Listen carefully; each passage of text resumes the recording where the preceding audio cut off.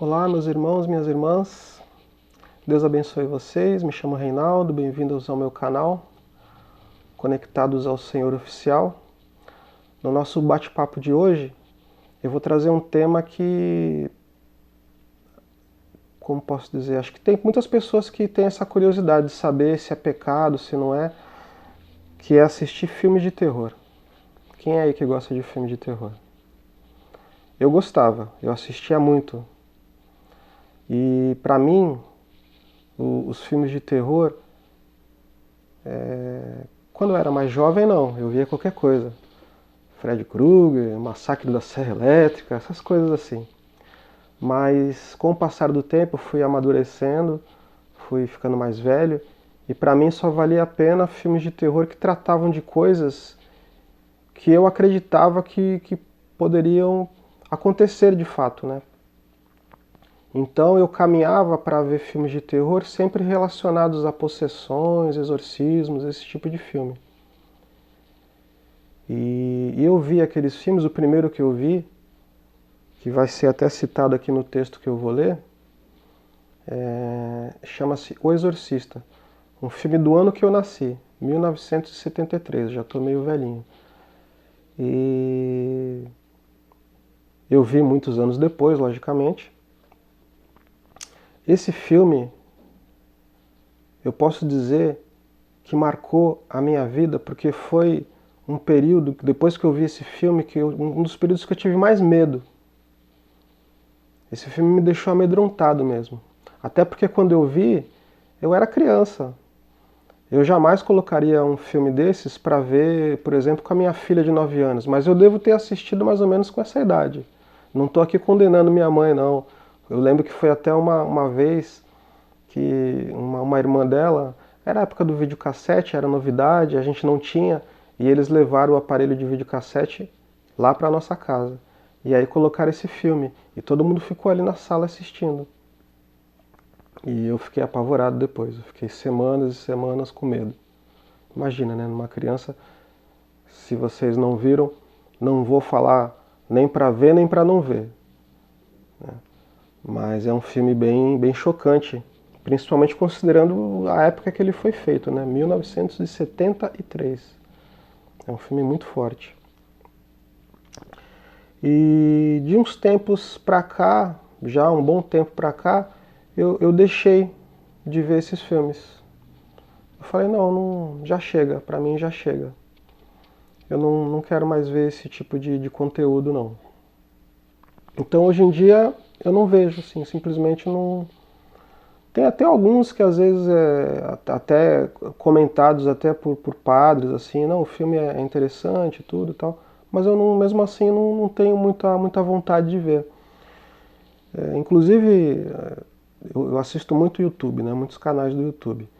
E tem um youtuber, o nome dele é Rafael Bittencourt.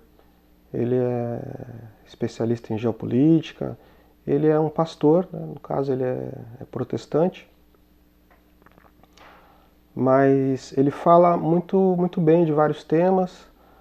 Algumas coisas eu concordo, outras não, mas eu gosto muito do trabalho dele, acho um trabalho que ele desenvolve bem bacana.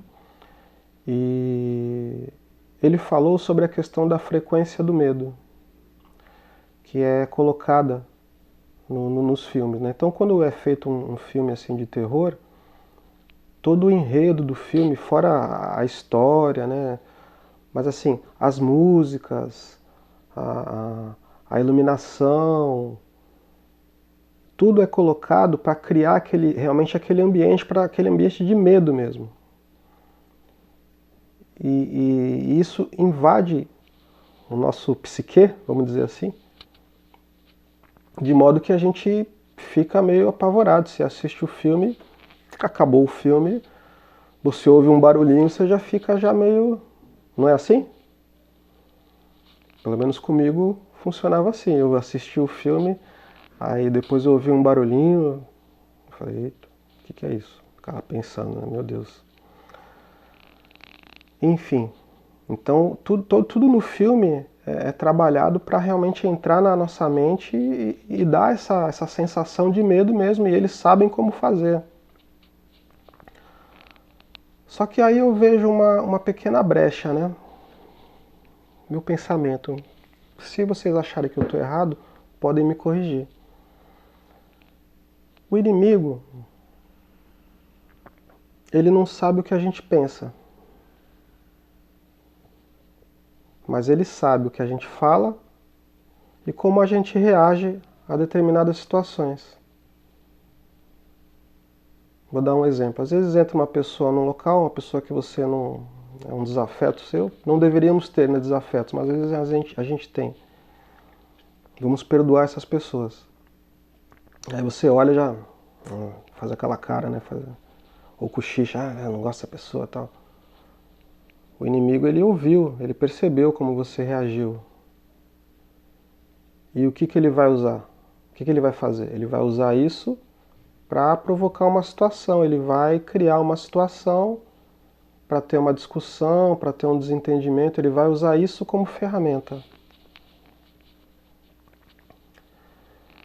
Então, quando a gente assiste um filme de terror, eu acho que de certa forma a gente tem que tomar cuidado, porque podemos, se não tivermos o discernimento, que nem vamos ler aqui também, se a gente não souber filtrar bem isso, a gente pode estar abrindo brechas para o inimigo. A nossa mente é uma coisa assim muito complexa, é uma coisa muito misteriosa assim. Às vezes a gente vê uma coisa durante o dia, depois a gente sonha, enfim. Então a gente tem que tomar um certo cuidado em determinados conteúdos, não só de terror, outros também. Mas hoje em especial estou falando sobre os filmes de terror. A gente tem que tomar um certo cuidado para não abrir brechas para o inimigo agir na nossa vida. Amém?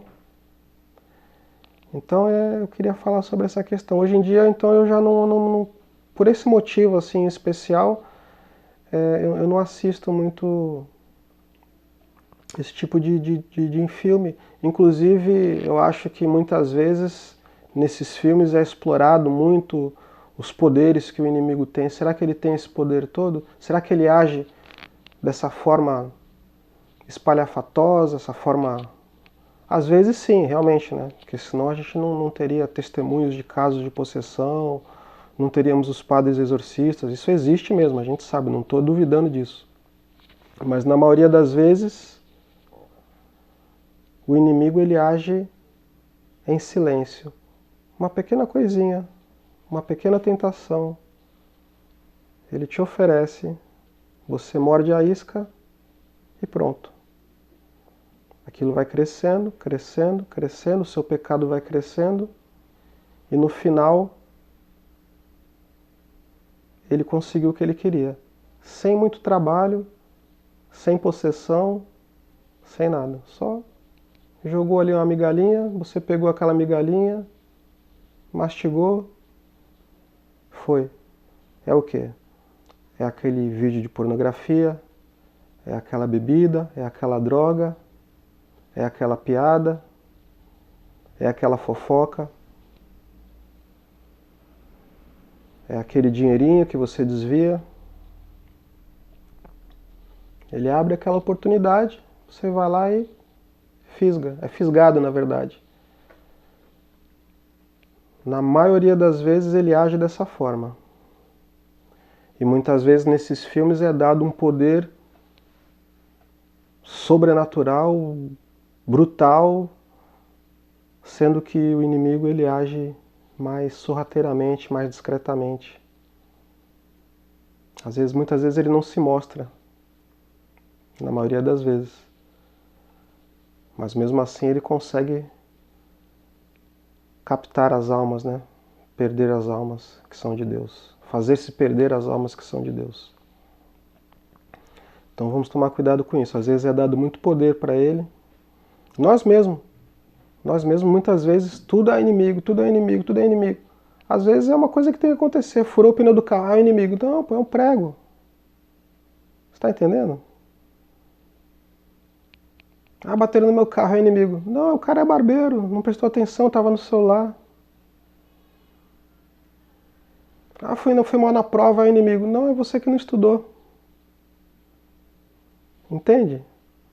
Às vezes a gente dá poder pro inimigo de coisas que é a gente que falha, é a gente que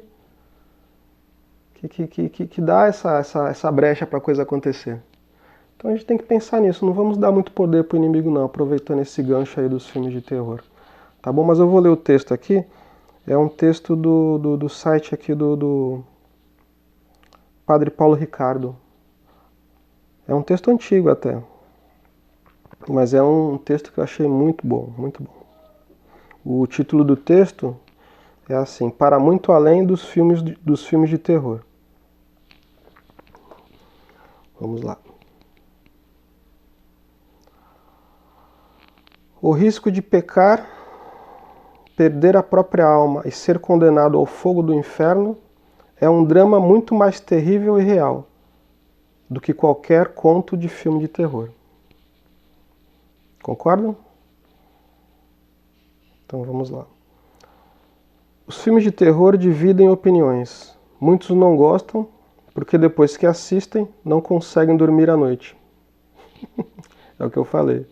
Alguns, impulsionados por uma curiosidade malsã, lançam-se de cabeça nas tramas cinematográficas, chegando a entrar no abismo sem fundo do ocultismo. Entre os dois extremos, há quem simplesmente assista às histórias, prevenido por um sadio ceticismo, não dando crédito a qualquer coisa que veja, e por uma dose de senso comum, sem preconceitos ou dogmas materialistas. Afinal, como escreveria Chesterton, quando se trata de testemunho humano, há uma sufocante enxurrada de testemunhos em favor do sobrenatural. De fato, é inegável que os filmes de terror ajudam a colocar o homem diante de realidades espirituais. Gostos à parte, algumas produções do gênero têm o costume de abordar temas bastante caros à doutrina católica. O diretor do clássico O Exorcista, de 1973, que eu comentei com vocês, única película de terror a ser indicada ao Oscar de melhor filme, por exemplo, confessa ter feito o filme não para ser uma história de terror, mas para retratar o mistério da fé. Mesmo sendo agnóstico, William Friedkin explica que na trama o objetivo do demônio não é a menina, mas o sacerdote que está perdendo a fé. O filme fez tanto sucesso nos Estados Unidos que chegou mesmo a suscitar vocações para a vida sacerdotal.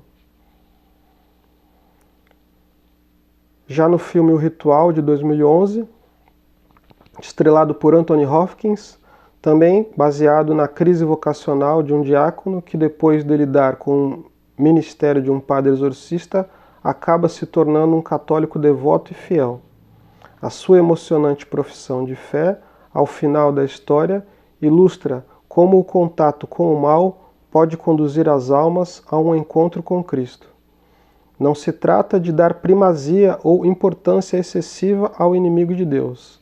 É que em um mundo materialista como o nosso, em que as realidades sobrenaturais são encaradas com desdém ou desprezo, tomar consciência da força efetiva do mundo espiritual, mesmo que em sua dimensão maligna, pode ser um primeiro passo para se aproximar do nosso Senhor. Algumas coisas, no entanto, ainda estão fora do lugar. O demônio existe, é verdade.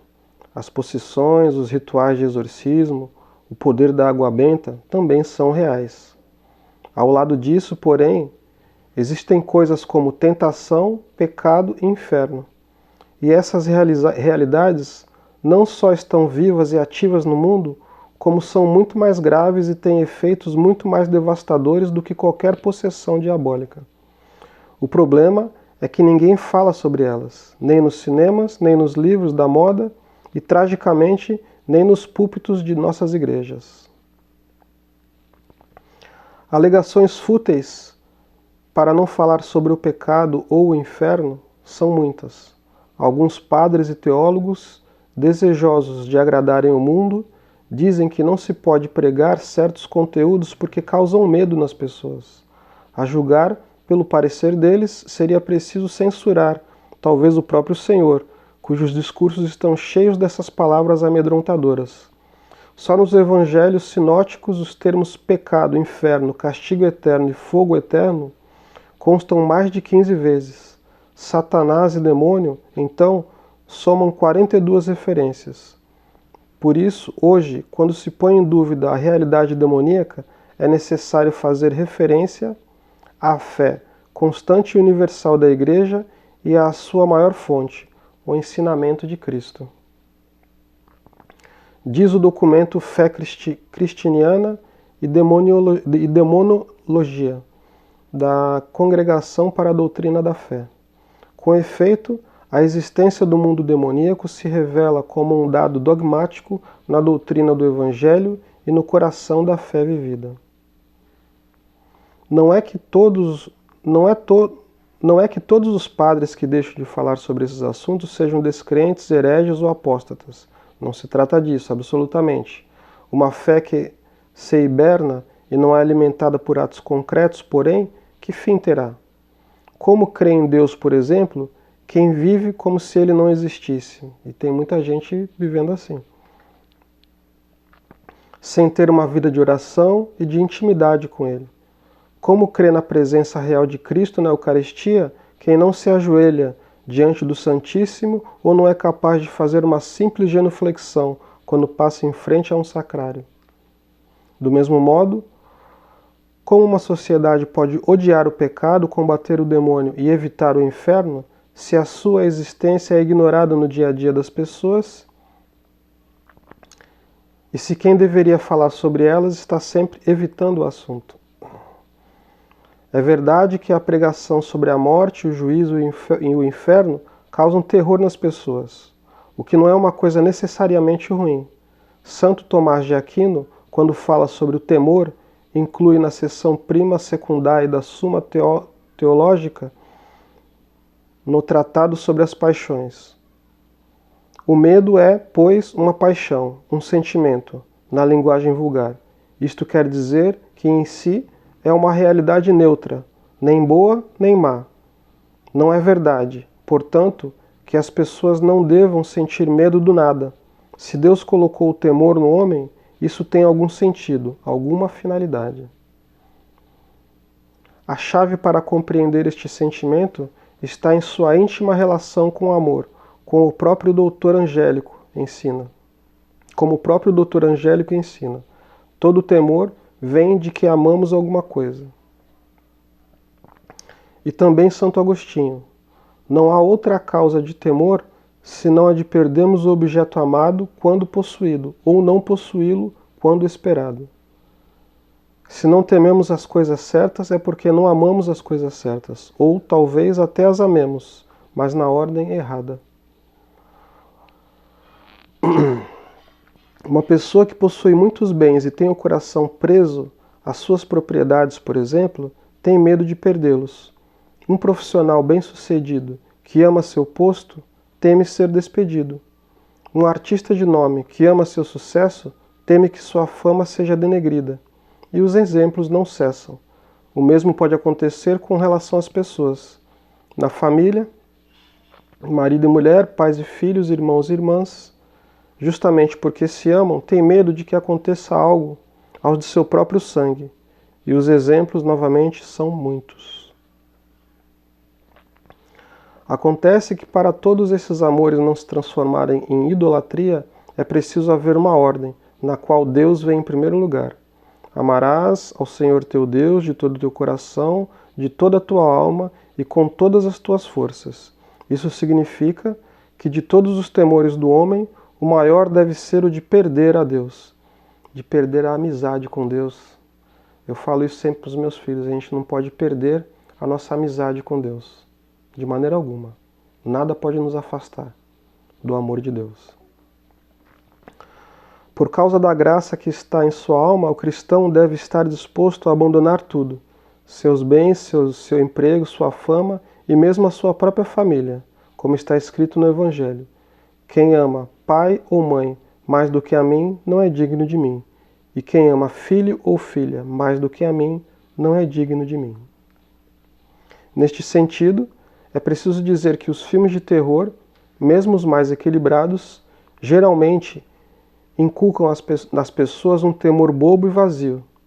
Zumbis não existem, assassinos em séries não chegam para todos, e demônios, por sua vez, não saem por aí querendo possuir todo o mundo. Eles estão, é verdade, como um leão a rugir, à procura de quem devorar. Para tanto, esses anjos decaídos não precisam do alarde de uma possessão.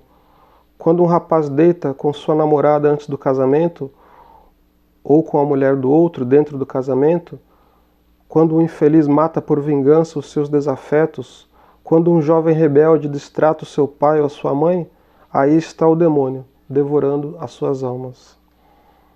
Portanto, ninguém se engane. O risco de pecar, perder a própria alma e ser condenado ao fogo do inferno é um drama muito mais terrível e real do que qualquer conto de terror. Bom, então é isso, minha gente. Nesse bate-papo de hoje eu quis levantar este tema. Como vimos aqui, não é pecado assistir esses filmes de terror. Eu, particularmente, já há algum tempo não tenho mais interesse. Vi muitos, vi séries, realmente bastante coisa. Inclusive, vendo esses filmes, meio ligado nesse tema, foi que eu descobri o Padre Pio, do qual eu sou devoto. Inclusive vamos ter aí futuramente vídeos aí sobre o Padre Pio, quando se aproximar aí a data do seu dia. E ele tinha como um dos seus, do que chamava atenção, né, para a sua história, do que chama atenção para a sua história, é o fato de que ele travava lutas, né, com o demônio. O demônio queria a todo custo ganhá-lo para si. Mas o Padre Pio ele resistia. Resistia e resistiu e se tornou santo. E sou devoto dele. E foi assim, através desses filmes, esses temas assim, sempre essa questão de exorcismos, padres exorcistas e tal, e aí eu descobri essa história do Padre Pio, que lutava contra o demônio e tal, e aí aquilo foi ficando na minha mente, fui guardando aquele nome do Padre Pio, e aí de alguns anos para cá eu me tornei devoto dele. Tá bom, meus irmãos? Então é isso, eu queria encerrar esse vídeo por aqui. Vamos orar juntos para não deixar nenhuma brecha para o inimigo. Amém? Em nome do Pai, do Filho e do Espírito Santo. Amém.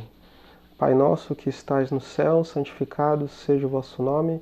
Venha a nós o vosso reino, seja feita a vossa vontade, assim na terra como no céu. O pão nosso de cada dia nos dai hoje. Perdoai as nossas ofensas, assim como nós perdoamos a quem nos tem ofendido. E não nos deixeis cair em tentação, mas livrai-nos do mal. Amém. Ave Maria, cheia de graça, o Senhor é convosco. Bendita sois vós entre as mulheres. Bendito é o fruto do vosso ventre, Jesus. Santa Maria, Mãe de Deus, rogai por nós, pecadores, agora e na hora de nossa morte. Amém. Glória ao Pai, ao Filho e ao Espírito Santo, como era no princípio, agora e sempre. Amém. Estivemos reunidos em nome do Pai, do Filho e do Espírito Santo. Amém. Deus abençoe você, meu irmão, minha irmã, e até o próximo vídeo. Até o próximo bate-papo.